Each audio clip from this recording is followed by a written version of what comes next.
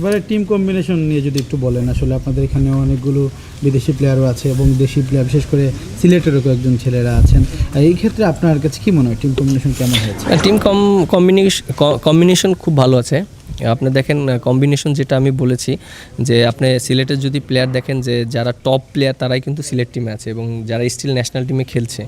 আপনি যদি দেখেন যে নাসুম বাংলাদেশের হয়ে যেভাবে টি-20 খেলছে, ও এবার সিলেটের হয়ে খেলছে, আপনার খালেদ ইবাদত এবং আপনার আরও যারা আছে সিলেটি, সো সবাই খুব ভালো শেপে আছে এবং অ্যাট দ্য সেম টাইম যারা টি-20 খেলছে, ইমন, তারপরে আপনার আরও যে কয়েকটা প্লেয়ার আছে তারা সিলেট টিমে খেলছে। বাট আমার কাছে মনে হয় যে লোকাল প্লেয়াররা খুবই ভালো।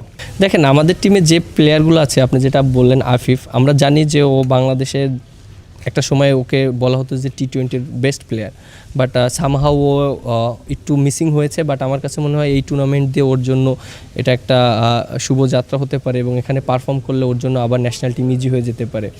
এবং আরও যে প্লেয়ারগুলো আছে আমার কাছে মনে হয় যে জাকির হাসান, ও বাংলাদেশ টিমে খেলেছে এবং ও যেভাবে আগ্রহ কীভাবে রান করবে আমি দেখেছি, প্র্যাকটিস করেছি, আমার কাছে এই জিনিসগুলো ভালো লেগেছে এবং প্রত্যেকটা প্লেয়ার চাচ্ছে এই টুর্নামেন্টে পারফর্ম করার জন্য এবং সবার ভিতরে ওই অ্যাক্টিভনেসটা আছে।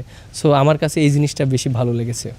সিলেটে আমরা আগে এসেছি, প্র্যাকটিস ফ্যাসিলিটিসটা যেন আমরা প্রপারভাবে ইউজ করতে পারি সেজন্য আমরা এসেছি এবং আমাদের যে এখানে সেন্টার উইকেট আছে আমরা প্র্যাকটিস করেছি, ম্যাচ সিনারি খেলেছি।